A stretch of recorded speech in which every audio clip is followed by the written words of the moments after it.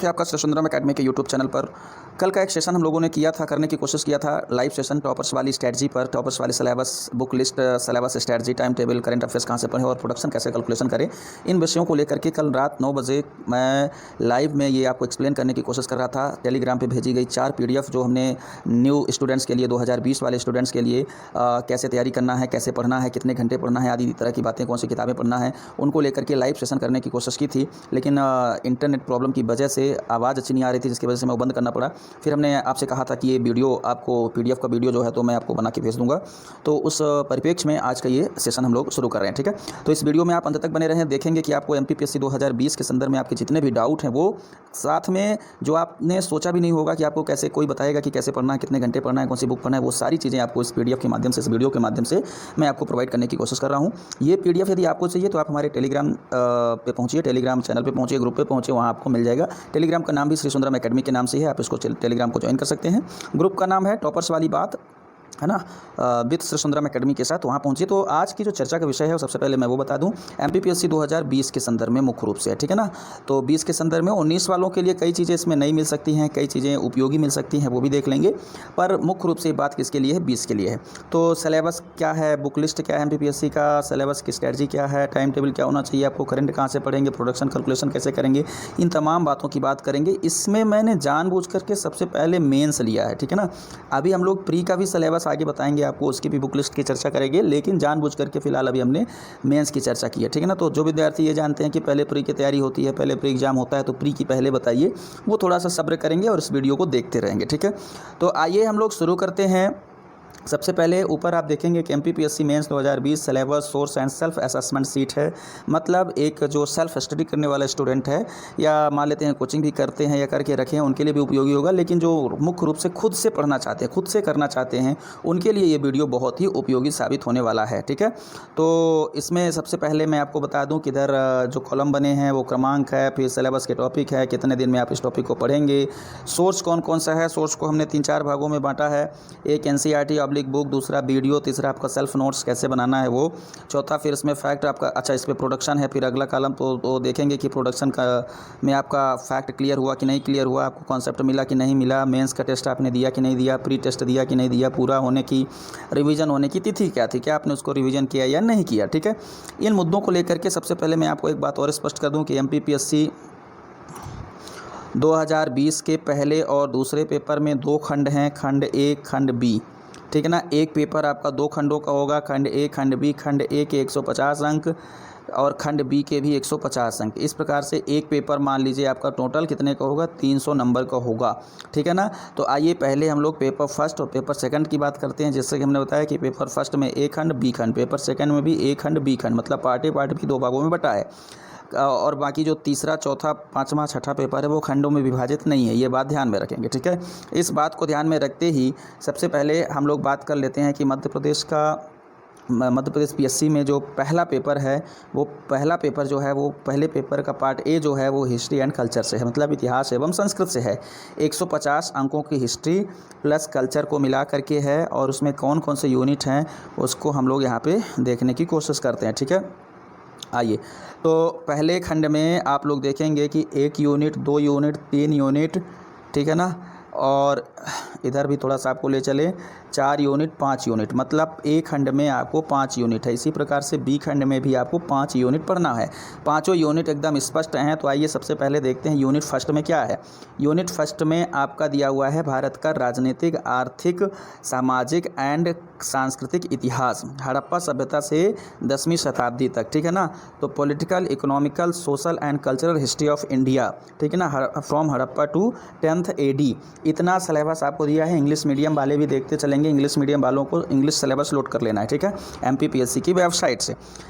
तो इसको आपको पढ़ना कहाँ से? पढ़ने को हमने बताया कि 2 भागों में बांट दिया है, NCERT और बुक। इसकी NCERT क्या है और इसके लिए आपको बुक कौन सी देखनी है, ये आपको समझ में यहाँ से आएगा कि आपको इसके लिए NCERT कौन सी लेनी है और बुक कौन सी लेनी है।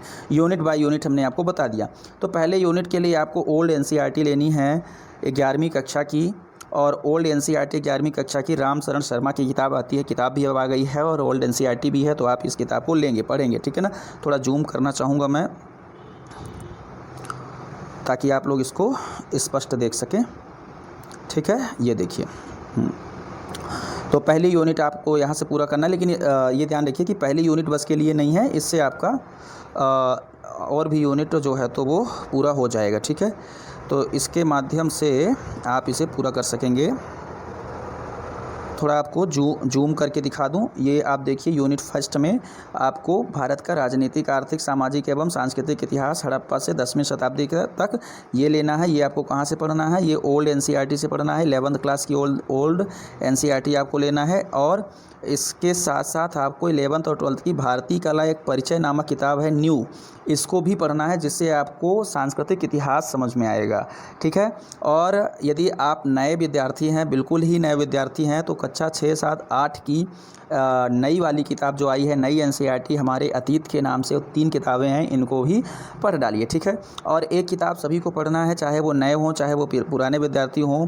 कक्षा 8 की पुरानी एनसीईआरटी भारत की खोज नाम से पंडित जवाहरलाल नेहरू की लिखी किताब है, इसको आपको देखना है। ठीक है, और इसके अलावा जो आपको बुक लेना है वो दृष्टि आईएएस की क्विक वाली बुक लेना है। ठीक है ना, यहाँ पे दृष्टि आईएएस की क्विक वाली बुक लेना है। ये बहुत ही अच्छी बुक है, इससे आप पूरी तैयारी कर सकते हैं। मतलब एनसीईआरटी प्लस क्विक से आपका ये वाला सेक्शन पूरा हो जाएगा। ठीक है, नेक्स्ट दूसरी यूनिट है आपका, यहाँ पर देखिएगा, दूसरी यूनिट में दिया हुआ है 11वीं से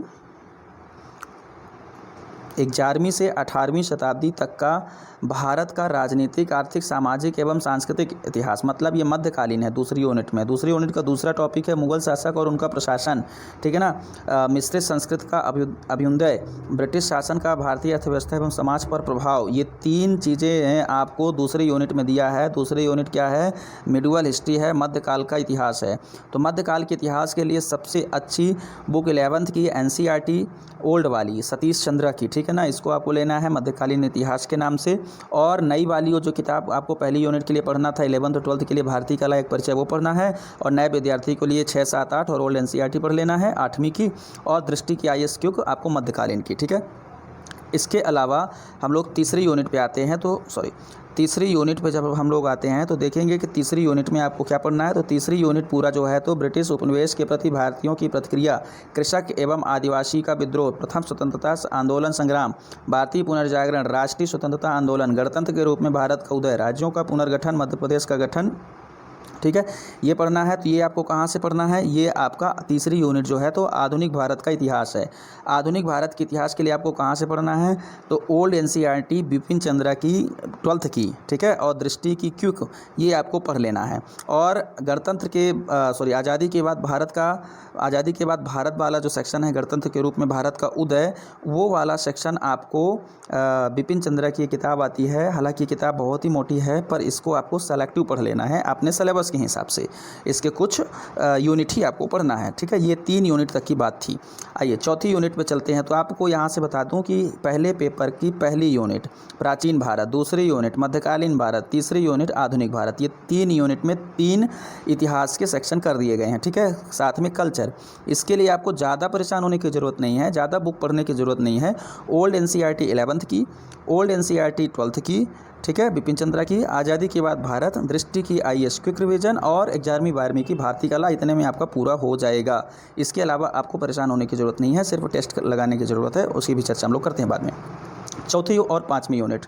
चौथी यूनिट में मध्य प्रदेश में स्वतंत्रता आंदोलन, वर्तमान मध्य प्रदेश के भौगोलिक संदर्भ में। ठीक है ना, इसके बाद भारतीय सांस्कृतिक विरासत, मध्य प्रदेश के विशेष संदर्भ में, प्राचीन काल से आधुनिक काल तक विभिन्न कला प्रारूपों, साहित्य, पर्व, उत्सव, वास्तुकला के प्रमुख पक्ष, और मध्य प्रदेश में विश्व धरोहर। ये चौथी यूनिट है। ठीक है, और 5वीं यूनिट है मध्य प्रदेश की प्रमुख रियासतें, गोंडवाना, बुंदेली, होलकर, सिंधिया, भोपाल रियासत, प्रारंभ से स्वतंत्रता प्राप्त तक, ये आपको पढ़ना है। तो ये दोनों चौथी और 5वीं यूनिट जो है ये एमपी की हिस्ट्री से रिलेटेड है और कल्चर से।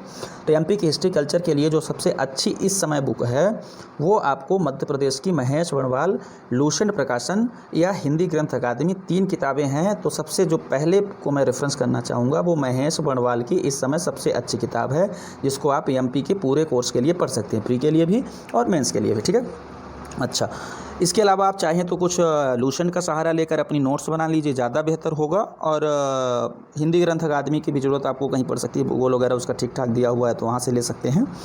ठीक है, तो इसका यहाँ से इस्तेमाल कर लेंगे। ठीक है, पहली बात हमने क्या किया, आपको 1 यूनिट से लेके 5 यूनिट तक आपको बता दिया। आइए थोड़ा सा इसके स्रोत के बारे में हमने बात कर लिया है, वीडियो के बारे में बात करते हैं। यदि आप इनकी क्लास लेना चाहते हैं, वीडियो लेना चाहते हैं, ठीक है, तो फिलहाल अभी हिस्ट्री के वीडियो हमारे यूट्यूब चैनल पे तो नहीं है, आप इनको ले सकते हैं, कहीं से भी ले सकते हैं। एक यूट्यूब चैनल सुनील सर का है, तो सुनील हिस्ट्री लिखेंगे यूट्यूब पे तो उनके यहाँ आपको हिस्ट्री के कई टॉपिक आपको मिल जाएंगे। यूपीएससी के दृष्टिकोण से हालांकि पढ़ाते हैं, पर कॉन्सेप्चुअल क्लास है, करना चाहें तो आपको वहाँ से कर सकते हैं, ठीक है। लेकिन इसमें ज़्यादा महत्वपूर्ण ये बात है सेल्फ नोट्स बनाना। सेल्फ नोट्स आपको इनका तैयार करना है, शॉर्ट नोट तैयार करना है। मतलब जब आप ज़्यादा पढ़ें तो उसको सीमित शब्दों में लिख करके अपनी मेमोरी में बैठाने के लिए शॉर्ट नोट्स ज़रूर बनाइए, ठीक है ना। तो सेल्फ नोट्स बनाइए। फिर हम लोग प्रोडक्शन वाले पर बात कर लें तो आपको क्या देखना है, आपको ये देखना है कि आपने जो पढ़ा उसके फैक्ट आपको क्लियर हुए या नहीं। यहाँ पे देखिए फैक्ट क्लियर हुए कि नहीं हुए, फिर कुछ कॉन्सेप्ट क्लियर हुआ कि नहीं क्लियर हुआ। ये आपको यूनिट बाय यूनिट ही करते चलना है, ठीक है। इनफैक्ट यूनिट बाय यूनिट क्यों, आपको एक यूनिट में जैसे आपने भारत की राजनीति, प्राचीन भारत इतिहास, प्राचीन भारत का पढ़ना शुरू किया एनसीईआरटी, तो एनसीईआरटी की फर्स्ट यूनिट से ही आपको काम शुरू कर देना चाहिए। फिर आपको मेंस का टेस्ट, प्री का टेस्ट। मेंस का टेस्ट मतलब ये हुआ कि मेंस में पूछे गए प्रश्न देखिए आपसे बन रहे हैं कि नहीं बन रहे हैं।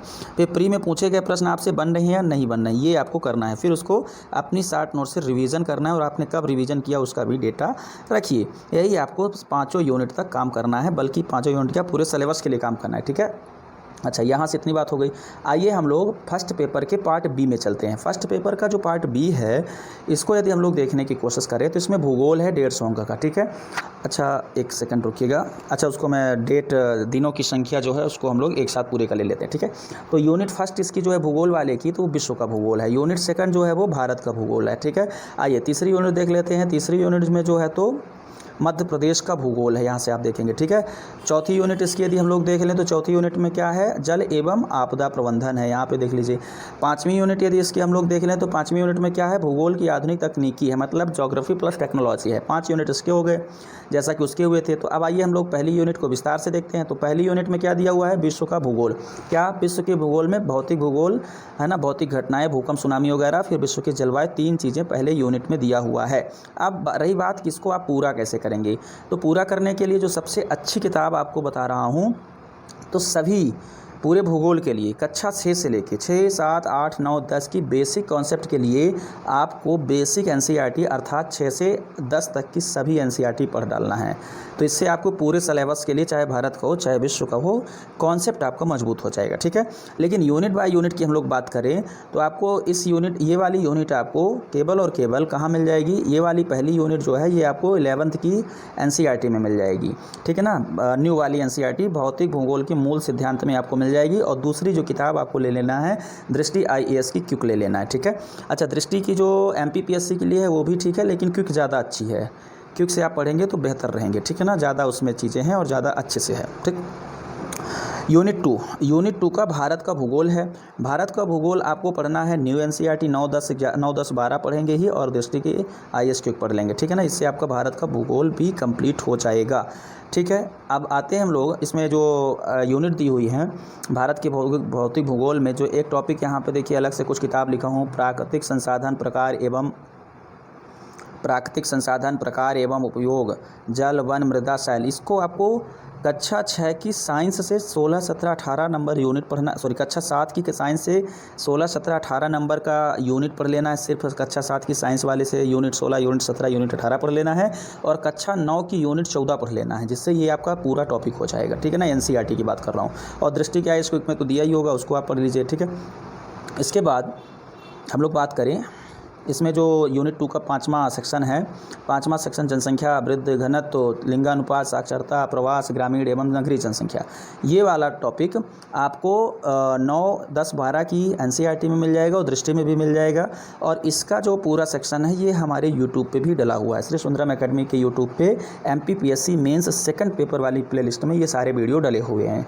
छोटी छोटी बातें कि जनसंख्या क्या होती है, जनसंख्या वृद्धि से क्या आशय है ना, घनत्व क्या होता है, लिंगानुपात क्या होता है, इसकी क्लास हमने एमपीपीएससी मेंस सेकंड पेपर मतलब 2019 के सेकंड पेपर के लिए ली है, तो ये वीडियो डला है, वहाँ से आप इसको कॉन्सेप्ट बना सकते हैं, ठीक है। खाद्य प्रसंस्करण एवं संबंधित उद्योग, ठीक है। इसको फूड प्रोसेसिंग इंडस्ट्री के से रिलेटेड है। 9, 10, 12 की एनसीईआरटी में मिल जाएगा ये टॉपिक, दृष्टि के आईएएस में मिल जाएगा। और इसके लिए हमारे पास भी सोर्स अवेलेबल है, विजन आईएएस की नोट्स है, वो भी ठीक है। थोड़ा बोझिल है ये नोट्स, लेकिन ठीक ठाक है। विजन आईएएस की नोट्स में ये इसी बस की नोट्स व्यवस्थित तरीके से है, ये आपको अवेलेबल हो सकती है हमारे टेलीग्राम ग्रुप पर, वहाँ से आप इसको ले सकते हैं। ठीक है, अभी अवेलेबल नहीं है, इसके बाद मैं अवेलेबल कराऊँगा। ठीक है। तीसरी यूनिट की हम लोग बात करें तो मध्य प्रदेश का भूगोल है। तो मध्य प्रदेश की भूगोल में पूरा भूगोल है, इसमें मतलब भौतिक भूगोल भी है, वन जलवायु विज्ञान भी है, मृदा भी है। इससे आपको क्या करना है, वही किताब हमारे इसका भूगोल का तो पूरा चैप्टर, लगभग पूरा चैप्टर हमारे यूट्यूब पे डला हुआ है। जो नहीं डला हुआ है उसको भविष्य में हम डाल देंगे, तो आप ये चाहे तो यहाँ से बेसिक समझ बना सकते हैं। और इसके लिए जो किताब पढ़ना है आपको, तो जैसा कि मैंने बताया था कि महेश बड़वाल वाली किताब आपको लूसेंट के साथ या हिंदी ग्रंथ अकादमी के साथ पढ़ लेना है। ठीक है। मृदा वाले सेक्शन के लिए बहुत अच्छी नोट्स है, कक्षा 7 की साइंस की यूनिट नंबर 9। ठीक है। अच्छा, ये भूगोल का है लेकिन साइंस में आपको मिल रहा है। ठीक है ना, ये बड़ी बात है जो आप लोग शायद अभी तक ना गेस कर पाते या ना पहचान पाते। तो कक्षा 7 की यूनिट 9 में, कक्षा 8 की यूनिट 6 में, कक्षा 10 की साइंस में यूनिट नंबर 16 में मृदा, इतना आप पढ़ लेंगे तो पूरा हो जाएगा।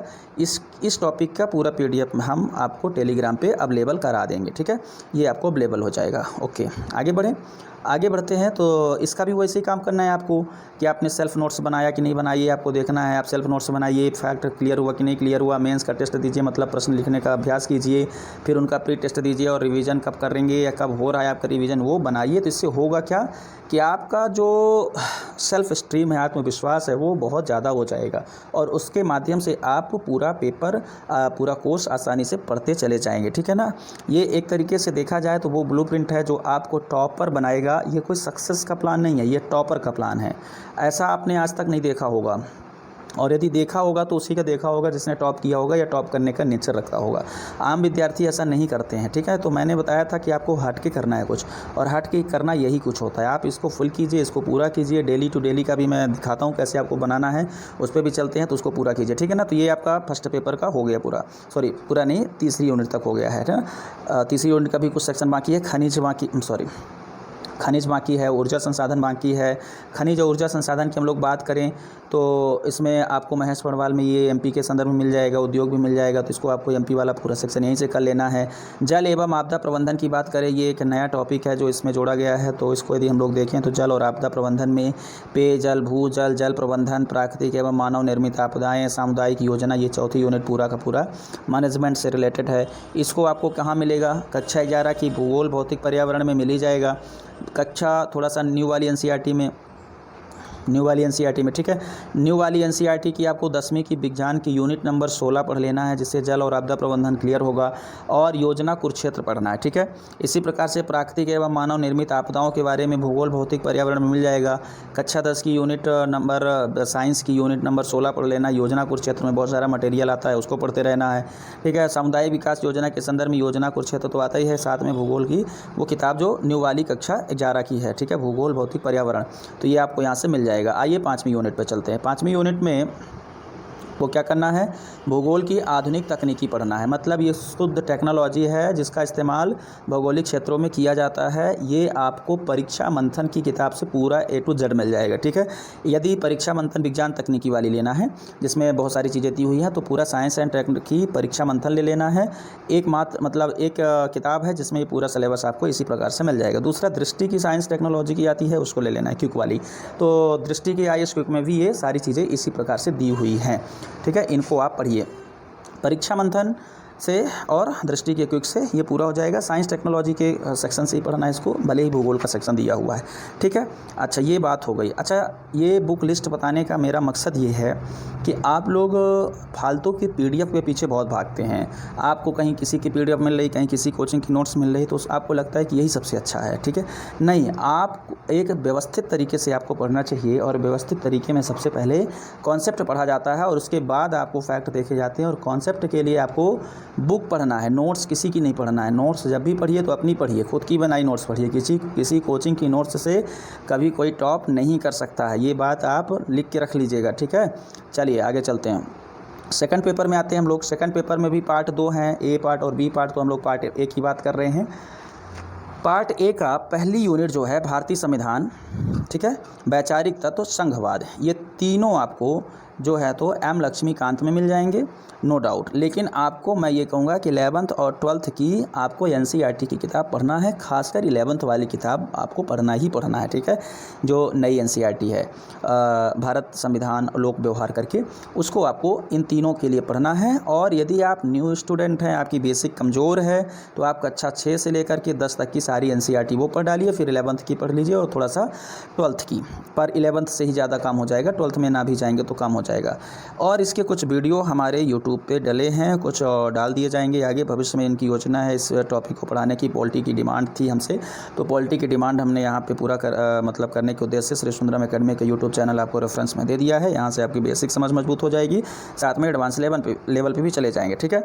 इसको आप पूरा करेंगे। यूनिट 2 की हम लोग बात करें तो यूनिट 2 भारत का निर्वाचन, ये पूरा सेक्शन जो भी दिया हुआ है यहाँ पे, ये सब कक्षा 11, 12 और एम लक्ष्मीकांत में आपको मिल जाएगा, ठीक है ना। यूनिट 3 की बात करें तो ये भी आपको लक्ष्मीकांत में मिल जाएगा, और उधर कुछ जानकारी आपको 11th की एनसीईआरटी से हो जाएगा, ठीक है। इसके अलावा यूनिट 4 की बात करें, जिसमें भारतीय राजनीतिक विचारक कौटिल्य, महात्मा गांधी, ये सब विचारकों के बारे में दिया है, तो इसको ध्यान से दीजिए। ये आपको एम लक्ष्मीकांत में नहीं मिलेंगे, ये सब आपको मिलेंगे जी सुब्बा राव की नीति शास्त्र की किताब में, और इनकी हम लोग चर्चा भी करेंगे अपने यूट्यूब चैनल पर, ठीक है ना। तो ये आपको सब वहीं से मिलेंगे। तो इसके लिए आपका क्या सोर्स रहेगा, इसके लिए आपको ये सोर्स रहेगा क्या, जी सुब्बा राव की किताब, जिसमें आपको इनके बारे में, इनके विचारों के बारे में, इनकी विचारधाराओं के बारे में आप यहाँ से पढ़ पाएंगे, ठीक है ना। हालांकि वहाँ पे इनके इथिकल वैल्यू मतलब आइडियोलॉजी पे ज़्यादा चर्चा की गई होगी, लेकिन फिर भी आपको ये मिल जाएगा। इसकी चर्चा हम लोग यूट्यूब पे करेंगे, ठीक है। अच्छा, इथिक्स के वाले भाग में फिर आते हैं ये इकाई 5 में, फर्स्ट पार्ट की इकाई 5 में सेकंड पेपर के। तो देखिए प्रशासन एवं प्रबंधन दिया हुआ है, तो ये प्रशासन एवं प्रबंधन वाला सेक्शन, ये पूरा यहाँ से अवधारणा लोक प्रबंधन के नवीन आयाम तक, ये आपको पूरा मिलेगा लक्ष्मीकांत की लोक प्रशासन वाली किताब में, ठीक है ना। इनकी एक अलग से किताब आती है लोक प्रशासन वाली किताब, उसको आपको पढ़ना है, उसमें पूरा मिल जाएगा। इस वाली किताब में पूरा नहीं मिलेगा, जो राज्य व्यवस्था वाली, इसके लिए आपको अलग से लोक प्रशासन वाली किताब ही लेना है इकाई 5 के लिए, ठीक है। अच्छा, क्या है कि आपकी जब 5 इकाई है और 150 अंक है, इसका मतलब हर इकाई से 30-30 अंक आने हैं। तो 30-30 अंक के लिए आपको अलग अलग तैयारी करना है। 30 अंक के लिए आपको ये पढ़ना है, 30 अंक के लिए आपको जी सुब्बा राव इसमें पढ़ना है, और 30 अंक के लिए आपको इधर 30 बल्कि 3 यूनिट तक है, 90 तक के लिए आपको लक्ष्मीकांत पढ़ लेना है। तो आपका सेकंड पेपर का पार्ट ये पूरा हो जाएगा। आइए हम लोग सेकंड पेपर के पार्ट बी में चलते हैं। सेकंड पेपर के पार्ट बी को यदि हम लोग देखें तो इसमें हम लोग पाएंगे कि इकाई फर्स्ट, इकाई सेकंड, इकाई थर्ड, इकाई फोर्थ, यहीं पे थी फोर्थ, इकाई 5 में जो है तो अर्थशास्त्र एवं समाजशास्त्र है। 4 में जो है तो फोर में जो है तो सामाजिक समरसता के घटक है, और थर्ड में मानव संसाधन विकास है। सेकंड में मध्य प्रदेश के संदर्भ में अर्थात यहाँ का अर्थव्यवस्था और समाजशास्त्र है, और फर्स्ट में जो है तो भारत के संदर्भ में अर्थव्यवस्था है। तो ये पूरा फर्स्ट यूनिट, जिसमें ये 6 टॉपिक इधर दिए हैं, हाँ 6 टॉपिक ही दिए हुए हैं। भारत में कृषि, भारत में राष्ट्रीय आय की गणना, भारतीय रिजर्व बैंक, अच्छी कर प्रणाली है ना, लोक वितरण प्रणाली, भारत के अंतर्राष्ट्रीय व्यापार, ये पूरा का पूरा इकोनॉमिक्स का सेक्शन है इकाई first.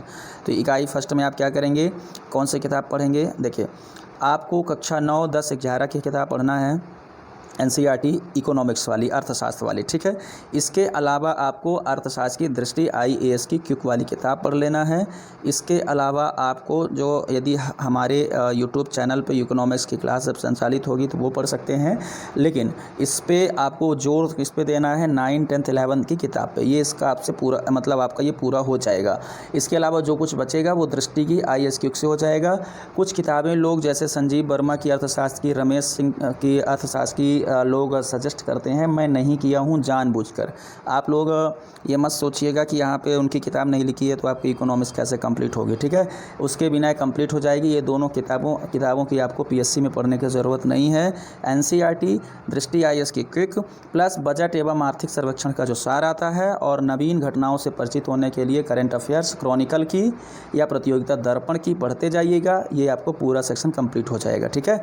Unit first. Unit second की हम लोग बात करें तो यूनिट सेकंड में मध्य प्रदेश के संदर्भ में है। तो मध्य प्रदेश की पूरी अर्थव्यवस्था, ये जो कुछ भी दिया हुआ है ये आपको हिंदी ग्रंथ अकादमी मध्य प्रदेश के संदर्भ में महेश बणवाल में ये आपको मिल जाएगा, ठीक है ना। और कुछ चीज़ें आपको कक्षा 8 के एनसीईआरटी में मिलेगी, जैसे ये वाला कुशल मानव संसाधन की उपलब्धता।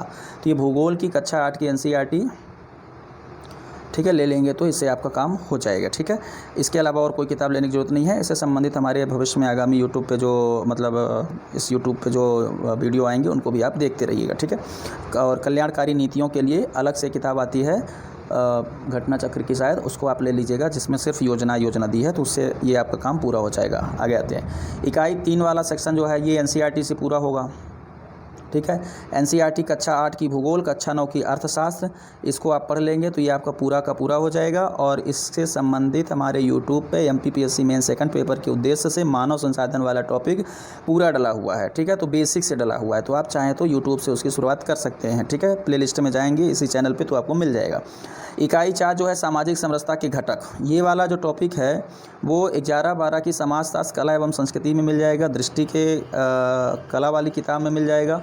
ठीक है ना, साथ साथ आपको एक किताब आती है केसी वर्मा की, तो केसी वर्मा की भारतीय संस्कृति की किताब आती है, हिंदी ग्रंथ अकादमी की है पब्लिकेशन, तो उसमें ये सारी चीज़ें लिखी हुई हैं, वो सब मिल जाएगा, वहाँ से आप इसको देख सकते हैं। मुझे लगता है कि केसी वर्मा से ही सिलेबस को डिज़ाइन ही किया गया है, क्योंकि जैसा जैसा पूरा टॉपिक इसमें लिखा है ठीक ऐसे ही उसमें ये चैप्टर बने हुए हैं। ठीक है, तो केसी वर्मा वाली किताब आपको मिल जाए तो ठीक है। इसकी हालांकि मेरे पास बुक अवेलेबल है, तो बुक को PDF में कन्वर्ट करना पड़ेगा, चाहेंगे तो शेयर कर दिया जाएगा टेलीग्राम पे। ये वाला जो सेक्शन है आपका सामुदायिक विकास कार्यक्रम प्रसार, शिक्षा, पंचायती राज, सामुदायिक विकास में गैर सरकारी संगठनों की भूमिका। ठीक है, इसके लिए आपको एक अलग से नोट्स की ज़रूरत पड़ेगी जो सेल्फ से बनाना होगा, कोई ये किताब में नहीं है, है ना, अलग अलग किताबों में मिल सकता है, मिल जाएगा ये। ठीक है, कुछ इसके लिए आपको PDF अवेलेबल करा दिया जाएगा। ठीक है, ओके, आगे बढ़ते हैं। इकाई 5 में सेकंड पेपर के पार्ट बी की इकाई 5 में हम लोग आते हैं तो पाते हैं जनसंख्या और स्वास्थ्य समस्याएं। इसको जनसंख्या वाला सेक्शन जो है समाजशास्त्र की राम आहूजा की किताब आती है, उसको वहाँ से देख लीजिए, और श्री सुंदरम एकेडमी के यूट्यूब पर आपको ये मिल जाएगा। MP के संदर्भ में आपको ये जनसंख्या वाला टॉपिक मिल जाएगा। ठीक है, इसको भी हमने विस्तृत से समझाया है। ठीक है, मध्य प्रदेश के जनजातियों की स्थिति, रीति रिवाज, महिला, पारिवारिक स्वास्थ्य, ये वाला सेक्शन भी हमारे यूट्यूब पर ही मिल जाएगा, राम आहूजा की किताब में भी मिल जाएगा, मतलब उसका जो समझ है वो वहाँ से मिल जाएगा। ठीक है, तो ये किताब आपको ले लेनी है, एक इकाई के लिए नहीं काम आएगा, 2-3 इकाई के लिए काम आ जाएगा, तो इसको आप ले सकते हैं। ठीक है, अब हम लोग आते हैं फिर ये काम, आपको ये वाले काम वीडियो आपने कहाँ से देखा, सेल्फ नोट्स बनाया कि नहीं बनाया, फैक्ट क्लियर हुआ कि नहीं क्लियर हुआ, आपने मेंस का टेस्ट दिया कि नहीं दिया, प्री का टेस्ट दिया कि नहीं दिया, रिवीजन करने की तारीख आप लिखेंगे, और इसी प्रकार से पूरे यूनिट के लिए अलग अलग इस तरह से डिज़ाइन बना के तैयार करेंगे। ठीक है ना, फिर हम लोग आते हैं तीसरे पेपर में। तीसरे पेपर में हम लोग देखें तो इसमें इकाई बटी है, खंड नहीं बटा हुआ है। ठीक है ना, तो फर्स्ट इकाई, सेकंड इकाई, है ना, फोर्थ इकाई, इकाई फिफ्थ, इकाई 6 उधर 7, 8th इधर आएगा, 8th 9th 10, है ना, टोटल 10 यूनिट, इसको 10 यूनिट में इसको बांटा गया है तीसरे पेपर को। और प्रत्येक यूनिट आप समझ लीजिए कि ये 10 यूनिट आपका जो है तो यहीं से शुरू होता है। हाँ ठीक है, 10 यूनिट जो है तो वो 300 अंक का है, तो प्रत्येक यूनिट यहाँ भी 30-30 अंक की है। ठीक है, ये ध्यान दीजिएगा, और बराबर बराबर इसका महत्व। जब आप स्ट्रेटजी की चर्चा करेंगे तो आप भारांश जरूर देखेंगे। तो पहली यूनिट जो है 1 से लेके 8, इधर 8 ही तक है, 1 से लेके 8 तक आप देखेंगे ये टॉपिक, है ना, ये फिजिक्स की है पहली यूनिट, किसकी, भौतिकी की है, फिजिक्स की है।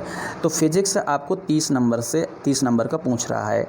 इसमें आपको क्या करना है, कक्षा 6 से लेके 10 तक की सारी NCERT साइंस की पढ़ डालना है, सब क्लियर हो जाएगा। केवल NCERT आप पढ़ लेंगे कक्षा 6 से 10 तक की, तो ये आपका 30 नंबर सब क्लियर हो जाएगा। हालांकि तीनों सभी NCERT मिला करके थोड़ा सा मोटी हो जाएंगी, 9-10 की मोटी हो जाएंगी, 8 की भी थोड़ा मोटी ही है, लेकिन पढ़ते पढ़ते आपको पता ही नहीं चलेगा आप कब पढ़ डालें। सीखने के उद्देश्य से पढ़ेंगे तो बहुत जल्दी ही पढ़ डालेंगे। इसके बाद परीक्षा मंथन की किताब में भी ये है विज्ञान की, नहीं तो दृष्टि की, विज्ञान की अलग से किताब आती है, तो दृष्टि वाली साइंस में भी आपको मिल जाएगा। लेकिन बेस है कक्षा 6, 7, 8, 9, 10 की NCERT, जिसको आपको नहीं छोड़ना है। ये पूरे टॉपिक आपको दिए हुए हैं। ठीक है, अब जो प्रश्न बनेंगे तो ध्यान दीजिएगा, थोड़ा सा साइंस के जो प्रश्न आएंगे वो मजबूत प्रश्न होंगे, जिनको NCERT के बिना संभव नहीं है पूरा कर पाना, इसलिए ध्यान दीजिएगा। ठीक है ना, किसी के बहकावे में मत आइएगा। लोग कहते हैं कि MPPSC के लिए NCERT की क्या ज़रूरत है, लेकिन NCERT से सीधे सीधे क्वेश्चन पूछे जाते हैं, ये बात भी ध्यान में रखिएगा। ठीक है, और NCERT जरूर पढ़िए। ठीक है, ओके। इकाई 2 जो है फिजिक्स के बाद केमिस्ट्री की है,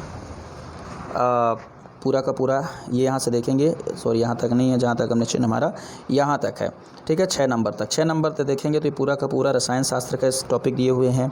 तो इनको भी आपको 6, 7, 8, 9, 10 ये NCERT से पढ़ना है, परीक्षा मंथन या दृष्टि से पढ़ लेना है, ठीक है ना, दृष्टि की साइंस से। अच्छा, एक बात और मज़े की बात है कि जब आप 6, 7, 8, 9, 10 की NCERT पढ़ेंगे तो ना केवल आपका फिजिक्स कंप्लीट होगा, केमिस्ट्री कंप्लीट होगा, बल्कि फिजिक्स, केमिस्ट्री, बायोलॉजी तीनों कंप्लीट हो जाएगा, मतलब 3 यूनिट कंप्लीट हो जाएगा इतनी किताब पढ़ने से, ठीक है, NCERT पढ़ने से। तो ये तीसरी यूनिट में बायोलॉजी दिया हुआ है, 30 नंबर की बायोलॉजी भी आपको यहाँ से शुरू होती है, अभी आपको NCERT में मिल जाएगा। कुछ सेक्शन फिजिक्स के, केमिस्ट्री के, फिजिक्स के हमारे यूट्यूब पे डले हुए हैं, आगे क्लासेस ऐसे ही रन होंगी तो बायोलॉजी और केमिस्ट्री के भी डल जाएंगे, ठीक है ना, और फिजिक्स का भी पूरा कर लेंगे। इसके अलावा जो चौथी यूनिट है वो कंप्यूटर है, पूरा 7 तक देखेंगे, पूरा कंप्यूटर है। इसको आपको कहाँ से पढ़ना है? इसको वैसे तो कंप्यूटर की परीक्षा मंथन की जो किताब आती है वो पूरा किया जा सकता है, कोई दिक्कत नहीं है, ठीक है ना, तो उससे आप पूरा कर सकते हैं कंप्यूटर वाली परीक्षा मंथन से, क्लियर। बाकी लूसेंट मत लीजिएगा, लूसेंट से नहीं पूरा होगा, कंप्यूटर की परीक्षा मंथन वाली किताब लीजिएगा, उससे ये पूरा हो जाएगा, ओके, ठीक है। इसके अलावा इकाई 5 में इसके मैथ्स का टॉपिक है, 2 है, एक तो संख्या है, दूसरा सांख्यिकी है। ये गणित की पुस्तक जिसमें आपको ये मिल जाए, सांख्यिकी शायद 9th 10th में मिल जाएगा, ये आपको संख्याएं 6 में मिल जाएंगी। लेकिन वैसे भी कोई गणित की किताब जो है, कॉम्पिटिटिव गणित की किताब जो आती हैं उनसे आप जो जिसमें डिस्क्रिप्शन हो पढ़ लीजिए, या 9th 10th की किताबों में ढूंढ करके इनको पढ़ लीजिए। यूट्यूब का सहारा ले सकते हैं, हमारे यूट्यूब पर इसकी क्लासेस पब्लिश की जाएंगी, ठीक है ना, ओके। यूनिट 6 की बात करें तो यूनिट 6 में हम लोग देखते हैं कि संक्रामक रोग और उनकी रोकथाम के बारे में दिया हुआ है ना, और उसी के संदर्भ में स्वास्थ्य योजनाएं केंद्र और राज्य सरकार की, ये आपको परीक्षा मंथन के विज्ञान प्रौद्योगिकी वाले में मिल जाएगा, अच्छे से मिल जाएगा, वहाँ से आप ये पढ़ लीजिए, ठीक है, आयुष वगैरह वाला भी, ठीक है, ओके। तो इकाई 7 की बात करें तो मानव जीवन पर विकास के प्रभाव, स्वदेशी प्रौद्योगिकी की सीमा, मतलब पूरा का पूरा यहाँ से यहाँ यदि आप लोग देखें तो ये साइंस टेक है, जिसको आपको परीक्षा मंथन से या दृष्टि से पूरा कर लेना है, दोनों में है, दृष्टि में भी अच्छे से दिया हुआ है, दृष्टि की अलग से जो किताब आती है क्विक रिवीजन साइंस टेक्नोलॉजी के लिए वो, प्लस परीक्षा मंथन वो भी यहाँ से आप पूरा कर सकते हैं, ठीक है। ये वाले टॉपिक भी, ये पूरा टॉपिक उसी का टॉपिक है, 7वीं यूनिट का ही, यहाँ तक आपको मिल जाएगा उसी में। 8वीं यूनिट की हम लोग बात करें तो 8वीं यूनिट ऊर्जा के पारंपरिक और गैर पारंपरिक स्रोत, अर्थ परिभाषा, ये वाला जो टॉपिक है ये परीक्षा मंथन में आपको आराम से मिल जाएगा, कोई दिक्कत नहीं है। 9वीं यूनिट जो है पर्यावरण है, इसके लिए 2 किताबें हैं मेरे दृष्टिकोण से ठीक ठाक। एक तो हमारी क्लास आएगी, वो तो हो सकता है वीडियो आएगा इसका, हम लोग लाइव क्लासेस करेंगे, जब क्लासेस शुरू हो जाएंगी तो सारी क्लासेस हम लाइव कर देते हैं वैसे भी, है ना, तो वो हो जाएगा। साथ में बाणी प्रकाशन की या दृष्टि की, कोई ले लीजिए, बाणी प्रकाशन भी अच्छी है पर्यावरण के लिए, और दृष्टि की भी किताब पर्यावरण वाली अच्छी है, ठीक है ना। तो यूनिट 9 के लिए मैं इसको रेफ़र कर रहा हूँ, आप ले सकते हैं, ठीक है। यूनिट 10, यहाँ पे यूनिट 10 की हम लोग बात करें तो जियोलॉजी है, तो जियोलॉजी का कुछ हिस्सा आपको महेश वर्णवाल की विश्व भूगोल वाले में मिल जाएगा, लेकिन शायद इसमें थोड़ा ज़्यादा डिटेल है, तो इसके लिए आपको जियोलॉजी की कोई स्पेशल बुक जो BA की कोर्स में लगती हो, उसके संदर्भ में विशेष अभी हमारे पास डेटा तो नहीं है, लेकिन जो BA में कहीं लगती हो जियोलॉजी वाली किताब, भूगर्भ शास्त्र की, कोई यदि भूगर्भ शास्त्र से BA कर रहा हो उसकी किताब आप लेंगे तो उसमें ज़्यादा अच्छे से मिल जाएगा और ज़्यादा आसान शब्दों में भी मिल जाएगा, पर महेश वर्णवाल में और 11th की NCERT में ये है, ठीक है, इसको पढ़ लीजिए। ये था आपका 3 पेपर तक। देखिए 3 पेपर का जो महत्व है वो कुछ दूसरा है, और आगे 3 पेपर का जो महत्व है कुछ दूसरा है। ये 3 पेपर 300 के हैं, जो पहला, दूसरा और तीसरा पेपर हमने चर्चा किया, तो तीनों को मिला दें तो ये टोटल 900 मार्क्स का ये प्रश्न पत्र 3 हो जाते हैं। हालांकि इस 900 के लिए आपको बहुत सारी किताबों को पढ़ने की ज़रूरत है, और इसमें जो टाइम लगेगा वो टाइम भी थोड़ा ज़्यादा है। जैसे कि अब टाइम पर हम लोग आते हैं, बात करते हैं शुरू से, तो इस प्रकार से थोड़ा देख लेंगे। अब जो पेपर बात कर रहे हैं, टॉप करने में इन पेपर्स का योगदान थोड़ा ज़्यादा है, कम मेहनत पे अच्छे नंबर लाने वाले पेपर हैं, 4th, 5 और 6 पेपर, ठीक है ना। ये 3 पेपर जो हैं 200 का, फिर 200 का 5वां और 100 नंबर का 6ठा पेपर, ये 500 वाला पेपर जो है ये आपको अच्छे मार्क्स दिलाता है, और कम मेहनत कम बुक में, ठीक है ना, कम मतलब कम पढ़ने पर, तो इस पर हम लोग थोड़ा सा अलग से बात करेंगे। तो 900 का उधर, 500 का इधर, दोनों के लिए आपकी स्ट्रेटजी अलग अलग होनी चाहिए, ठीक है। आइए इकाई फर्स्ट, फोर्थ यूनिट का जो नाम है दर्शन शास्त्र, मनोविज्ञान, लोक प्रशासन, इस इकाई को एक्सप्लेन किया है हमने 2 लाइव क्लासेस में। मतलब इस सिलेबस को दो सेक्शन 2 लाइव सत्र हमने किया है, जिसमें हमने इथिक्स के बारे में पूरी चर्चा की है। उसको वीडियो को आप लोग जाके देख सकते हैं यूट्यूब पे, तो ये और अच्छे से क्लियर होगा। फिलहाल यहाँ पे किताब बता रहा हूँ। हाँ, इसकी पूरी लाइव क्लासेस देने का हमने यूट्यूब पे फ्री वादा किया है, जो बहुत ही शीघ्र से हम लोग ला रहे हैं, शुरू करने वाले हैं।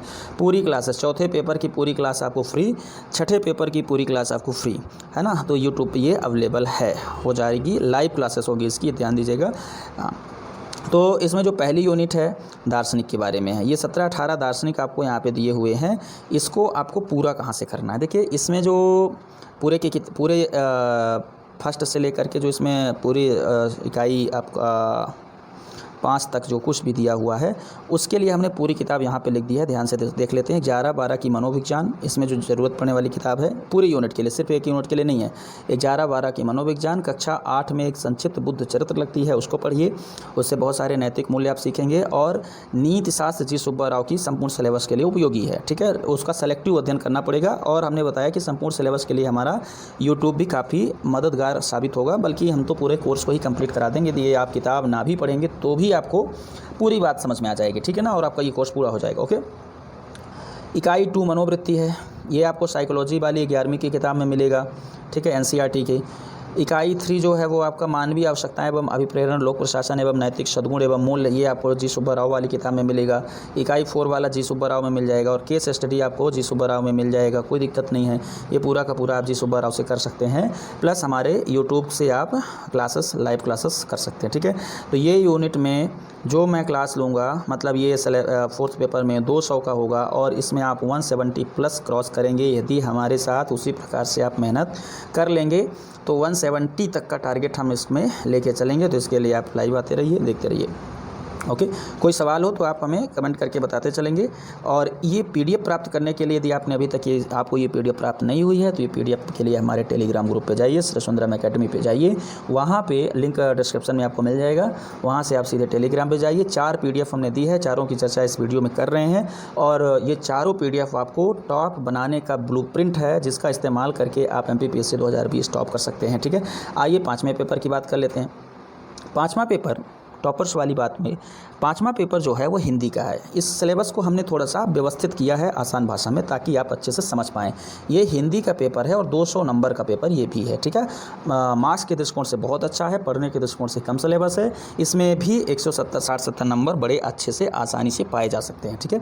तो इसके क्या स्ट्रेटजी है इसमें कि संपूर्ण सिलेबस से 25 प्रश्न लघुत्तरी आएंगे, जो 3-3 अंक के होंगे, और कुल 75 अंक का होगा।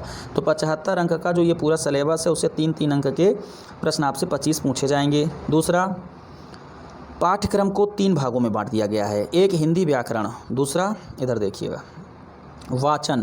वाचन, और तीसरा अनुवादन। 3 भागों में पूरा हिंदी का कोर्स बटा हुआ है। तो देखिए, व्याकरण के अंतर्गत जो चीज़ें रखी गई हैं, हिंदी व्याकरण 50 अंक का आपका व्याकरण है, 50 अंक का क्या है व्याकरण, 75 अंक का क्या हो गया पूरे सिलेबस से, 50 अंक का हो गया व्याकरण। व्याकरण में क्या है, अलंकार, संधि समास, विराम चिन्ह, परिभाषिक शब्द, प्रारंभिक शब्दावलियाँ, है ना, प्रशासनिक पारिभाषिक शब्दावली, हिंदी से अंग्रेजी, अंग्रेजी से हिंदी, मुहावरे, कहावतें, अनेक शब्दों के लिए एक शब्द, तत्सम, तद्भव, पर्यायवाची शब्द, विलोम, मानक शब्दावली, है ना।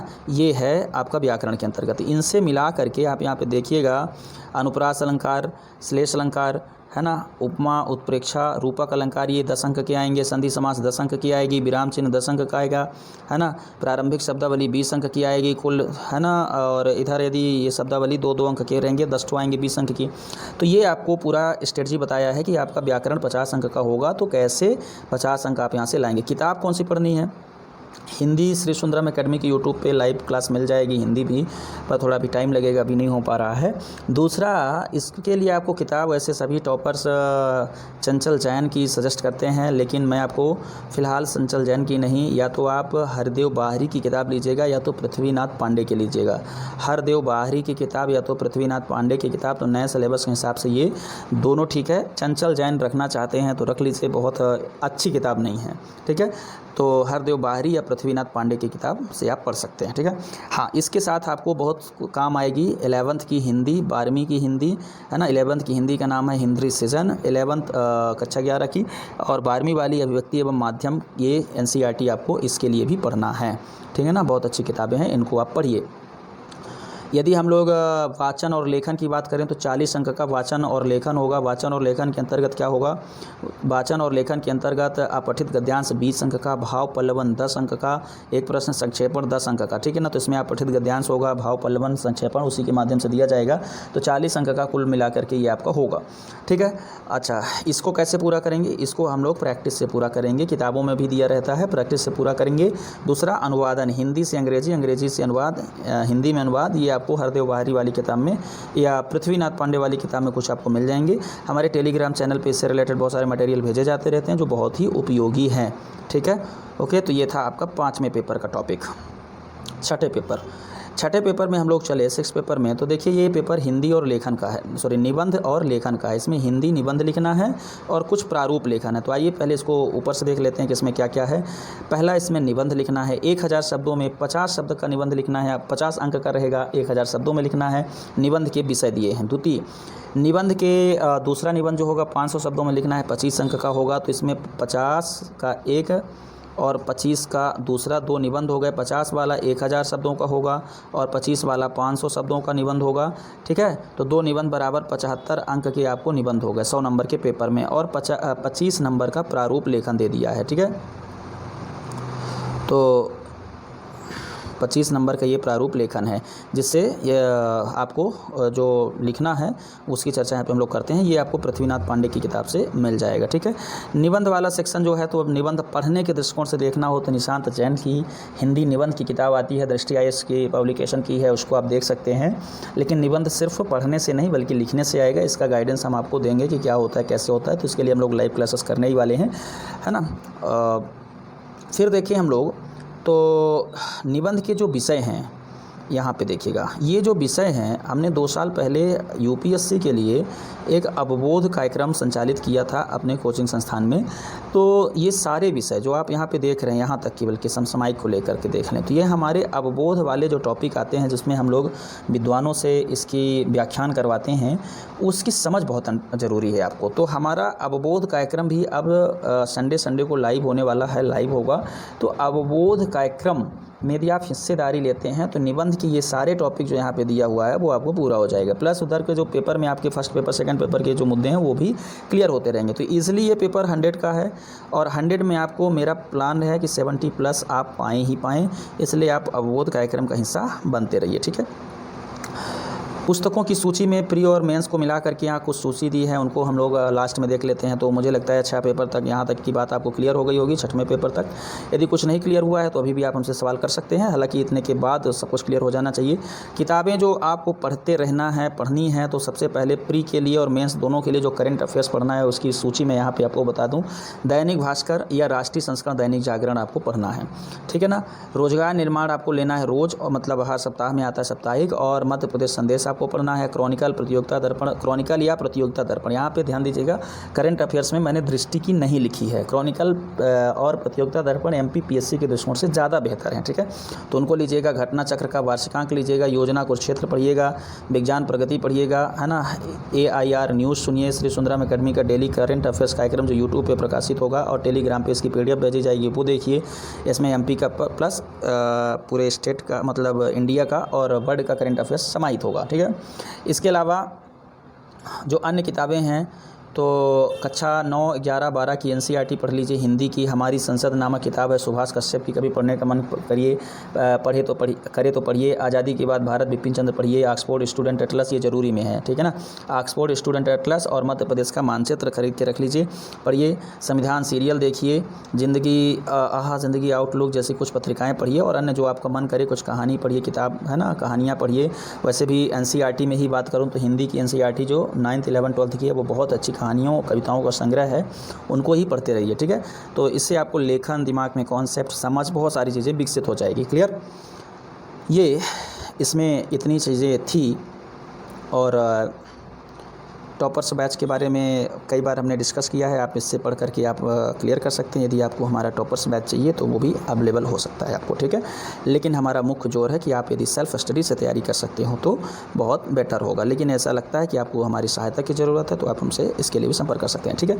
यहाँ पे दूसरी चीज़ जो मैं आपको बताने जा रहा हूँ वो बहुत महत्वपूर्ण है इसमें, ठीक है। ये वाली बात है क्या कि आपका एक कॉमन स्टूडेंट का टाइम टेबल क्या होना चाहिए, कैसे उसको अपने कोर्स को पूरा करना चाहिए, कितने घंटे पढ़ना चाहिए। तो एक विद्यार्थी जो दिन भर फ्री है उसके लिए हमने एक टाइम टेबल बनाया है। दिन भर फ्री है कि मतलब उसके पास कॉलेज का झंझट नहीं है, वो रोज़गार नहीं करता है, घर में सिर्फ पढ़ना काम है, ग्रेजुएशन हो गया है, तैयारी कर रहे हैं, तो उनके लिए हमने एक टाइम टेबल बनाया है। इस टाइम टेबल को आप देखिए, टाइम टेबल में ये डेट चेंज हो सकती है, टाइम आपका ये चेंज हो सकता है ना, लेकिन जो मुख्य रूप से तरीका है वो नहीं चेंज होना चाहिए। जैसे मान लेते हैं कि आम विद्यार्थी 7 बजे से पढ़ना शुरू करे तो 7 से लेकर के 9 तक एक बैठक में वो पूरा करे। मतलब आप 7 से लेकर के 9 बजे तक बैठेंगे और 9 बजे तक में ऐसे सब्जेक्ट पढ़ेंगे, सब्जेक्ट उठाएंगे, सब्जेक्ट से बुक लिखेंगे कि किस बुक से पढ़ रहे हैं, कब। जैसे मान लीजिए हमने कहा कि 7 से 7:45 तक इंडियन हिस्ट्री NCERT क्लास 6 की आपने पढ़ा, जिसमें था कब, क्या, कहाँ और कैसे भाग 1, ठीक है ना। फिर आप ये आपको क्या करना है कि इसको आपको पढ़ते समय रखना है, फिर देखना है कि क्या आप उसको पढ़ पाए कि नहीं पढ़ पाए, कंप्लीट हुई कि नहीं कंप्लीट हुई। कंप्लीट हुई तो कितना कंप्लीट हुई वो आपको वहाँ पे लिख देना है। फिर मान लेते हैं कि आपने 9 से 9:30 तक हेल्दी ब्रेकफास्ट का, अच्छा हेल्दी ब्रेकफास्ट मैं इसलिए लिखा हूँ कि जब आप इतना पढ़ते हैं तो आपकी बुद्धि में न्यूट्रिशन की कमी नहीं होनी चाहिए। तो ऐसा नहीं कि आप समोसा पकौड़ा खा करके पढ़ते रहिए, आपको हेल्दी ब्रेकफास्ट चाहिए। आपको ब्रेकफास्ट चाहिए जिसमें प्रोटीन, विटामिन, कैलोरी सब कुछ हो, है ना। तो वो ब्रेकफास्ट आपको चाहिए, वो ब्रेकफास्ट करिए, फिर पढ़ने में लग जाइए। दूसरी बैठक में आप यहाँ तक 12 तक पढ़े, तो 12 तक आपने ये सब पढ़ा और ऐसे सिस्टम बनाते गए तो है ना। यहाँ पे देखिए टॉपिक का नाम लिखेंगे, चैप्टर का नाम लिखेंगे, पोजीशन का मतलब क्या स्थिति है, पूरा हुआ कि अगले दिन के लिए छोड़ रहे हैं वो आप लिखते जाइए, ठीक है। इसीलिए ये इस प्रकार का पूरा टाइम टेबल आप बना सकते हैं। यदि आप कार्य करते हैं, जॉब करते हैं तो आप अपने हिसाब से टाइम टेबल में सब कुछ यही रखिए, टाइम चेंज हो जाएगा। यदि आप 6 घंटे पढ़ सकते हैं तो 6 घंटे के हिसाब से अपना टाइम इसी प्रकार से 2-3 सब्जेक्ट का बना लीजिए। देखिए बीच बीच में मैंने इसमें एक और ख़ास बात है उसको भी एक्सप्लेन करता चलूँ। बीच बीच में इसमें मैंने जगह दी है 8:45 से 9 AM कंटेम्पलेशन अर्थात थिंकिंग के लिए हमने जगह दी कि जो आपने टॉपिक पढ़ा है उसके बारे में विचार कीजिए, सोचिए, दिमाग में बैठाइए, उसको याद मत कीजिए, रटिए नहीं, उसके बारे में सोचिए, समझिए, जो अंतर ध्यान करिए उसके बारे में, है ना, मन में ले जाइए उसको। जो आपने पढ़ा उसको, जैसे मान लीजिए कि मैं बताऊं कि नैतिकता हमने आपको बता दिया, सद्गुण हमने आपको बता दिया, तो सद्गुण और नैतिकता का व्यवहारिक अवलोकन कीजिए। ये आपको हर बार 15 मिनट ज़रूर करना है। 45 मिनट की आप क्लास रखिए, पढ़िए और 15 मिनट में ये सब कीजिए, ठीक है ना। ओके, इसको आपको क्या करना है कि इसके बाद हमने कुछ ये खाली प्रोफार्मा दे दिया है, ठीक है। इस खाली प्रोफार्मा को आपको प्रिंट करा लेना है और इसमें आपको क्या करना है, अपना टाइम टेबल बना लेना है। इसको आप कई बना लीजिए, हर डे का आपको एक लगता है तो इसमें आप इसका कई पेज प्रिंट करा के रख लीजिए और यहाँ पे आप डेट, यहाँ पे टाइम, यहाँ पे सब्जेक्ट, टॉपिक और पोजीशन क्या है ये सब डाल करके डेली का डेली करिए। देखिए पहले ही बता रहा हूँ कि टॉपर्स एकदम अलग होते हैं, टॉपर्स का काम भी अलग दिखना चाहिए। और मैं दावे के साथ कह सकता हूँ कि ये जो आप देख रहे हैं, ये जो आप यहाँ पे बना हुआ देख रहे हैं, ये कोई कोचिंग संस्थान नहीं दे सकता है, ये मेरी गारंटी है। वो आपको ये सब नहीं दे सकते। यदि वो सब देने लगेंगे तो आप स्वाध्याय की ओर मुड़ जाएंगे और जब आप स्वाध्याय की ओर मुड़ जाएंगे तो उनका बिजनेस चौपट हो जाएगा। तो ऐसा कोई नहीं चाहता जो आपको स्वाध्याय की ओर मोड़ना चाहे। एक बात और मैं बता दूं कि जिस दिन से आप सेल्फ स्टडी करने लगेंगे, स्वाध्याय की ओर मुड़ जाएंगे, उस दिन ध्यान से सुन लीजिए, जो आपको पढ़ाते हैं अभी वो आपको फीके लगने लगेंगी। मतलब उनकी पढ़ाई गई बातें आपको बहुत ही छोटी लगने लगेंगी। आजमा के देखिएगा। इसीलिए मैंने एक दिन एक पोस्टर पे शेयर भी किया था, शायद या ना किया हूँ, कि जिस दिन आप स्वाध्याय की ओर मुड़ जाएंगे उस दिन आप पढ़ाने वालों को पढ़ाने लगेंगे। ये मेरा दावा है। तो आप स्वाध्याय कैसे करेंगे, इधर मैंने कुछ प्रोफार्मा दे दिया है, PDF में है। इनको आप पेज के दोनों साइड जितना चाहें उतना प्रिंट करा लीजिए और इसके हिसाब से अपनी स्टडी जारी रखिए, ठीक है ना। देखिए ये टॉपर्स वाला टाइम टेबल है, टॉपर्स वाला टाइम टेबल है, इसको आपको आपके पास होना बहुत ज़रूरी है, बना के रख लीजिए, ठीक है। तो जहाँ तक मैं समझ पा रहा हूँ तो ये सारी चीज़ें आपको क्लियरली समझ में आ गई होगी। कैसे बनाना है वो यहाँ से समझ लीजिएगा। यहाँ पे यदि आप कार्य करते हैं वो चेंज कर लीजिएगा, ठीक है ना। तो इस PDF में जो बातें थी वो पूरी हो चुकी हैं। एक आपको पीडीएफ, दूसरी पीडीएफ है उसको मैं ओपन करता हूँ। उसमें आपको मैं प्री के सिलेबस और बुक लिस्ट के बारे में देखेंगे। आश्चर्यजनक रूप से आप पाएंगे कि जो आपका प्री का सिलेबस है, इतना यदि आपने जो यहाँ तक काम कर लिया है, यहाँ तक यदि आपने काम कर लिया है तो उधर आप देखेंगे कि प्री अपने आप पूरा हो जाता है। ठीक है, तो मैं आपको दूसरी पीडीएफ खोल के दिखा रहा हूँ। है आपकी प्री के सिलेबस के बारे में, MPPSC 2020 के प्री का सिलेबस, बुक लिस्ट, स्ट्रैटेजी, ये सारी बातें यहाँ पे लिखी हुई हैं। ठीक है, इसको शुरू से खोल लेते हैं। आपके प्री के सिलेबस में, हाँ, प्री के सिलेबस में कुल 10 यूनिट हैं। ठीक है ना, एक पेपर में, GS वाले पेपर की बात कर रहा हूँ। CSAT वाले पेपर की फ़िलहाल यहाँ पे मैं चर्चा नहीं कर रहा हूँ और इस वीडियो में करूँगा भी नहीं। आगे यदि आप अलग से जानना चाहते हैं तो CSAT की क्लासेस में वो चर्चा हो जाएगी, क्योंकि वो सिविल सर्विसेज के लिए क्वालिफाइंग हो गया है तो उसको इतना अभी महत्व नहीं दिया जा रहा है। ठीक है ना, तो देखिए 10 यूनिट हैं। इसमें आपको 10 यूनिट में पहली यूनिट MP की हिस्ट्री, दूसरी यूनिट भारत की हिस्ट्री, तीसरी यूनिट मध्य प्रदेश का भूगोल, चौथी यूनिट भारत एवं विश्व का भूगोल, पाँचवीं यूनिट राज्य की संवैधानिक व्यवस्था, पाँचवें दूसरा नंबर राज्य की अर्थव्यवस्था, छठवीं यूनिट भारत का संविधान, शासन प्रणाली एवं अर्थव्यवस्था, सातवीं यूनिट विज्ञान एवं पर्यावरण, आठवीं यूनिट अंतर्राष्ट्रीय एवं राष्ट्रीय समसामयिक घटनाएं, नौवीं यूनिट सूचना एवं संचार प्रौद्योगिकी, 10वीं यूनिट राष्ट्रीय एवं प्रादेशिक संवैधानिक सामाजिक संस्थाएं। ये 10 यूनिट है आपका, है यहाँ तक। इस 10 यूनिट में आपको क्या पढ़ना है, कैसे पढ़ना है, अब जब मैं नाम लूँगा तो आप समझ जाएंगे कि आपको क्या पढ़ना है। ठीक है ना, क्योंकि आपने मेंस का देख लिया है और मेंस की किताबें आपने ले ली है, तो प्री के लिए आपको बौखलाहट या जो परेशानी रहती है वो सारी परेशानी यहाँ पे आपकी समाप्त हो जाएगी। ठीक है, देखिए मध्य प्रदेश का इतिहास, संस्कृति एवं साहित्य। आप सोचिए कि क्या ये मेंस के सिलेबस में था? यदि आप देखेंगे तो ये पूरा का पूरा मेंस के सिलेबस में है। और आपने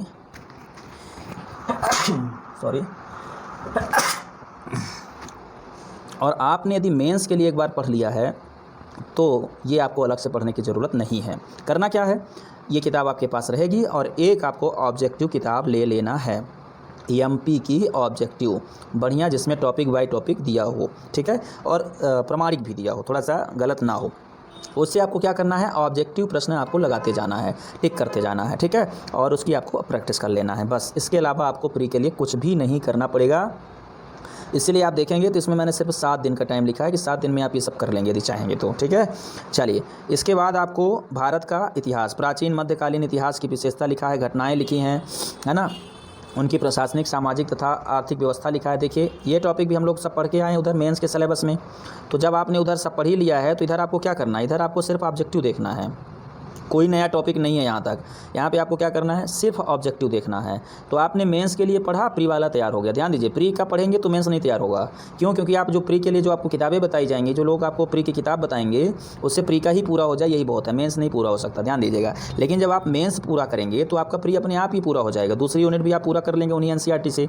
फिर क्या करना है आपको, 2 चीज़ें, एक तो दृष्टि की क्विक आपको यहाँ काम आएगी, दूसरा लूसेंट काम आ सकती है, लेकिन लूसेंट की जो शैली है वो बहुत अच्छी नहीं है। तो लूसेंट की जगह पे मैं आपको यहाँ पे रेफ़र करना चाहूँगा घटना चक्र की ऑब्जेक्टिव किताबें। जो घटना चक्र की सब्जेक्ट वाइज सब्जेक्ट ऑब्जेक्टिव आती है, प्लस उसके नीचे की डिस्क्रिप्शन लिखा रहता है, वो किताब प्री के लिए आपको बहुत उपयोगी है। चाहे तो आप घटना चक्र की किताबें रख लीजिए और उसके ऑब्जेक्टिव प्लस उसके नीचे डिस्क्रिप्शन पढ़ते जाइए, प्री का आप बहुत जल्दी तैयार कर लेंगे। नहीं डिस्क्रिप्शन पढ़ना है तो प्रश्न ही इतने हैं कि प्रश्न और उत्तर पढ़ लीजिए, इतने में आपका काम हो जाएगा। यही हाल मध्य प्रदेश के भूगोल के लिए है। ये किताब जो मैं उधर बता चुका हूँ, प्लस अपना यूट्यूब का वीडियो, ये आपको प्री में भी और मेंस में भी काम आएगा। आपने उधर पढ़ा, इधर आपका कंप्लीट हो जाएगा। तो आपको करना क्या है, आपको केवल क्या करना है कि इनको सिस्टमैटिक तरीके से इनका ऑब्जेक्टिव पर फोकस करना है। प्रीवियस ईयर के क्वेश्चन देख लीजिए, ऑब्जेक्टिव वाले, है ना, प्री के जो क्वेश्चन पूछे जाते हैं। कुछ किताबें ले लीजिए जिसमें MP के ऑब्जेक्टिव, जैसे पुणेकर की ऑब्जेक्टिव आती है, वो है ना, महेश्वरी की आती है शायद, वो देख लीजिए। तो कई ऑब्जेक्टिव, कई सोर्स से ऑब्जेक्टिव सॉल्व करिए, अधिक से अधिक ऑब्जेक्टिव सॉल्व करिए। पढ़ने के लिए आपने मेंस में पढ़ लिया है, ठीक है। फिर क्या है, फिर है आपका भारत एवं विश्व का भूगोल। ये आपको लूसेंट्स, क्विक रिवीजन या घटना चक्र की भूगोल वाली प्रश्न बैंक से ये आपको पूरा कर लेना, सब पूरा हो जाएगा, वहीं से पूरा हो जाएगा, कोई दिक्कत नहीं है। 5वीं यूनिट में भी आपको ये करना है। 5वीं यूनिट जो है राज्य की अर्थव्यवस्था, तो ये बंडवाल वाली किताब से आपको पूरा कर लेना है, प्लस इनका ऑब्जेक्टिव सॉल्व करते जाना है, ठीक है। 6ठी यूनिट में आपको क्या करना है, भारत का संविधान, शासन प्रणाली एवं अर्थव्यवस्था है। तो इसमें आपको क्या करना है, M लक्ष्मीकांत की किताब से आपने पढ़ाई है, पूरा हो जाएगा। सिर्फ इनको ऑब्जेक्टिव पूरा करना है। तो ऑब्जेक्टिव चाहे तो आप राज्य व्यवस्था की घटना चक्र ले लीजिए, उससे आपका पूरा हो जाएगा, ठीक है। इसके बाद 7वीं यूनिट विज्ञान पर्यावरण, ये जितना भी यहाँ पे लिखा हुआ है सब मेंस में है, सब आपने पढ़ लिया है। परीक्षा मंथन की किताब विज्ञान प्रौद्योगिकी की काम आएगी, दृष्टि की पर्यावरण या वाणी वाली पर्यावरण काम आएगी, वो आपने पढ़ा। यहाँ इसको क्या करना है, सिर्फ ऑब्जेक्टिव सॉल्व करना है और फैक्ट यहाँ पे कुछ ज़्यादा देख लेने हैं बस, और कुछ नहीं करना होगा। उन्हीं किताबों से आपका काम हो जाएगा। इकाई 8, इकाई 9 और इकाई 10। 8 में क्या है, अंतर्राष्ट्रीय समसामयिक घटनाएँ हैं। 9 में क्या है, 9 में सूचना एवं संचार प्रौद्योगिकी है। तो अंतर्राष्ट्रीय समसामयिक घटनाओं के लिए इधर मैंने यहाँ पे लिख दिया दैनिक भास्कर, राष्ट्रीय संस्करण, दैनिक जागरण, रोजगार निर्माण, मध्य प्रदेश संदेश, क्रॉनिकल की या प्रतियोगिता दर्पण की, दोनों नहीं, उसको ले लीजिए। हमारे टेलीग्राम पे बने रहिए, वहाँ पे आपको करंट अफेयर्स का डेली क्यूज और वो दिया जाएगा, एमपी का भी और पूरे राष्ट्र अंतर्राष्ट्रीय दोनों का ही। और यूट्यूब पे भी क्लासेस प्रकाशित करने की योजना है, वो भी आपको पूरा मिल जाएगा, है ना। इकाई 9 में सूचना एवं संचार प्रौद्योगिकी है, ये आपको परीक्षा मंथन से पूरा मिल जाएगा, वहाँ से आप पढ़िए। प्लस ऑब्जेक्टिव आप इसका एक ले लीजिए, ठीक है। ऑब्जेक्टिव आपको विज्ञान प्रौद्योगिकी की ले लीजिए, इससे आपको पूरा मिल जाएगा। 10वां जो है तो 10 में पूरे टॉपिक आपको लक्ष्मीकांत से मिल जाएंगे और इनका ऑब्जेक्टिव सॉल्व कर लीजिए। अच्छा, 10 के लिए मैं आपको बता दूँ, 10वें के लिए जितना भी लिखा है इसके अधिकांश हमारे यूट्यूब पर 10 सेकंड कॉन्सेप्ट डला हुआ है। हमारे यूट्यूब पर 10 सेकंड कॉन्सेप्ट नामक प्ले लिस्ट में इनके बारे में, अधिकांश के बारे में, सभी तो अभी नहीं है लेकिन अधिकांश के बारे में, उसको पूरा कर लीजिए। 10 सेकंड में आपको प्री वाले सारे फैक्ट यहाँ पे मिल जाते हैं, तो वहाँ से पूरा कीजिए। लक्ष्मीकांत में डिटेल से दिया है, एक आध दो जो लक्ष्मीकांत से नहीं है उनकी अपनी सेल्फ से नोट बना लीजिए, ठीक है। तो आपने क्या पाया, आपने पाया ये कि आपने मेंस की तैयारी किया तो आपका प्री अपने आप हो गया। प्री के लिए सिर्फ आपको क्या करना है, ऑब्जेक्टिव सॉल्व करना है। लेकिन यदि आप पहले ये कोर्स पढ़ लेते, प्री वाला कोर्स पढ़ लेते, तो मेंस में जिस गहराई तक पढ़ना है वो आपका पूरा नहीं हो पाता। इसलिए दोस्तों, सबसे पहले आप मेंस की इत्मीनान के साथ तैयारी कीजिए। प्री का बोझ, प्री का सिलेबस आपके लिए कुछ बचेगा ही नहीं, और उसमें सिर्फ आपको क्या करना पड़ेगा, ऑब्जेक्टिव ही सॉल्व करना पड़ेगा, ठीक है ना, इसके अलावा कुछ नहीं। तो डेज की संख्या इसमें ज़्यादा नहीं लिखी है, मैंने इसको डेज में कितने दिन में पूरा हो जाएगा वो नहीं लिखा है। उस वाली PDF में डेज ज़रूर था, तो चलिए उसको हम लोग देख लेते हैं एक बार फिर से। यूनिट फर्स्ट लगभग 30 दिन, सेकंड यूनिट 30 दिन, यूनिट थर्ड यूनिट 40 डेज, थोड़ा सा ज़्यादा बड़ा है। यूनिट फोर्थ 25 से 30 दिन, यूनिट 5 7 से 10 दिन में पूरा हो जाएगा, ठीक है। अभी आपकी क्षमता पर निर्भर करता है, जिस शेड्यूल के हिसाब से हमने बनाया उस शेड्यूल के हिसाब से करेंगे तो इतने दिन में पूरा हो जाएगा, ठीक है। फिर इसी प्रकार से भूगोल 20 दिन में, है ना, फर्स्ट यूनिट, और 20 दिन वो वाला, और 7 8 10 दिन मान लीजिए ये वाला, 10 दिन ये वाला, तो लगभग 50 डेज़ लग जाएगा ये आपको पढ़ते पढ़ते, ठीक है। और यूनिट 2 भारत का भूगोल, ये भी आपको लगभग इसमें हर एक का दे दिया है 10 से 15 दिन वो वाला, दूसरा नंबर टॉपिक 5 दिन, 10 से 15 दिन ये, ठीक है। ऐसा देखिएगा। यूनिट 3 जो है तो आपको इसमें जितने टॉपिक लिखे उनको अलग अलग से दे दिए हैं, 10 से 12 दिन में एवरेज पढ़ जाना चाहिए। प्राकृतिक वनस्पति और जलवायु 3 से 5 दिन में पढ़ जाना चाहिए। मृदा 7 से 10 दिन में कंप्लीट हो जाना चाहिए, है ना। खनिज एवं ऊर्जा संसाधन प्रकार वितरण 5 से 7 दिन में पूरा हो जाना चाहिए। प्रमुख उद्योग कृषि उत्पाद एवं वन आधारित जो उद्योग हैं, वन और खनिज आधारित उद्योग है, 5 से 7 दिन में। इस प्रकार से आप देखेंगे तो समय इधर लिखा है। जल एवं आपदा प्रबंधन 2 से 3 दिन में पूरा हो जाएगा। जल प्रबंधन 2-3 दिन लगेगा। भूजल एवं संग्रहण 2-3 दिन में पूरा हो जाएगा। प्राकृतिक एवं मानव निर्मित आपदाएं ज़्यादा से ज़्यादा 5 से 7 दिन लगेगा, 5 से 7 दिन इसको लगेगा। इस प्रकार से सभी में हमने दे दिया है। चलिए ये तो आप देख लेंगे, देख लीजिएगा। इसमें ज़्यादा बड़ा वीडियो क्यों बनाऊँ, सबका दिया हुआ है। यदि नहीं समझ में आता तो आप हमसे फिर से पूछ सकते हैं, कमेंट कर सकते हैं, ठीक है। टोटल लगभग यदि देखा जाए तो आपको मैं लास्ट में बताता हूँ, ये सारे डेज यहाँ से देख लेंगे, ठीक है। जैसे चौथे पेपर में जब हम लोग आएंगे तो देख लेंगे थोड़ा सा चौथे पेपर का। तो चौथे पेपर में ये 20, 3, 4, 2 दिन, है ना, 20 दिन, फिर 3 दिन, फिर 15 दिन केस स्टडी, 15 दिन नहीं लगभग चलता रहेगा। तो पूरी किताब आपका पूरा जो कोर्स है वो लगभग 60-70 दिन में हो जाता है। इसी प्रकार से 45 से 60 दिन में आपका 5वां पेपर हो जाता है। और छठे पेपर की तो बात ही नहीं, वो आप लिखते रहेंगे, लेकिन लिखने का अभ्यास करेंगे तो जितने टॉपिक दिए हैं उस पर सब पे 30 से 40 दिनों में लिख डालेंगे, ठीक है। और अब मैं आपको जो एक्सप्लेन कर देता हूँ, थोड़ा सा वो यहाँ पे एक्सप्लेन कर देता हूँ कि लगभग 950 डेज का जितने डेज लिखे हो जोड़ेंगे तो आएगा, ठीक है। लेकिन हर दिन लगभग 3 घंटे इसमें 3 सब्जेक्ट दिया हुआ है, तो इसको 3 से भाग करेंगे तो ये पूरा लगभग 300 दिन के आसपास का हिसाब किताब है। यदि आप लोग 8 से 10 घंटे पढ़ते, 8 घंटे पढ़ते हैं तो 2 तिहाई 6 और 2 घंटे इधर उधर का, है ना, 6 से 8 घंटे पढ़ते हैं तो ज़्यादा पढ़ लेंगे तो कम में सिलेबस तैयार हो जाएगा, और कम पढ़ेंगे तो थोड़ा ज़्यादा लग जाएगा पूरा तैयार करने में, ठीक है। फिर भी ये मान के चलिए कि पूरा सिलेबस यदि शुरू से कर रहे हैं तो 10 से 12 महीने आपको अच्छी मेहनत करना पड़ेगा, तो आप टॉपर बन जाएंगे, इसमें कोई दो राय नहीं है। MPPSC 2020 टॉप करेंगे। हाँ, यदि आप कार्यस्थल पर हैं तो थोड़ा 60 में, जैसे कुछ किताबें आपको नहीं पढ़ना है, 6, 7, 8 वाली जैसे ना पढ़ेंगे तो चल जाएगा एनसीईआरटी। तो आप इसको कोशिश करिए कि 8 घंटे नहीं तो 6 घंटे ही पढ़िए, जिससे ये 250 दिन में ये लगभग 7 से 8 महीने में पूरा हो जाए। इतना तो देखिए लग ही जाएगा, इससे कम में नहीं हो सकता किसी भी तरीके से, ठीक है। तो ये 2 पीडीएफ प्री की और मेंस की, अर्थात हम लोग ये कह लें मेंस की प्री की, साथ में टॉपर्स वाला जो टाइम टेबल का शेड्यूल है वो इसमें चर्चा किया गया।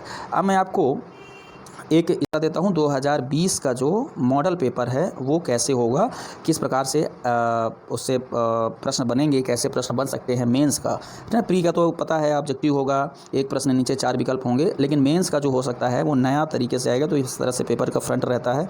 फिर हम लोग आगे देखें तो बहुत सारे इंस्ट्रक्शन लिखे रहते हैं, इनको पढ़ लेना चाहिए। मेन इंस्ट्रक्शन कॉपी में भी लिखा है, उसको भी पढ़ लेना चाहिए, ठीक है ना, पेपर में भी लिखा है। तो देखिए हमने पहले और दूसरे पेपर के संदर्भ में ये बनाया है कि एक मॉडल पेपर आपको अवेलेबल करा दूं। तो मॉडल पेपर मान लीजिए ये क्या है, खंड ए प्रथम प्रश्न पत्र का है, ठीक है।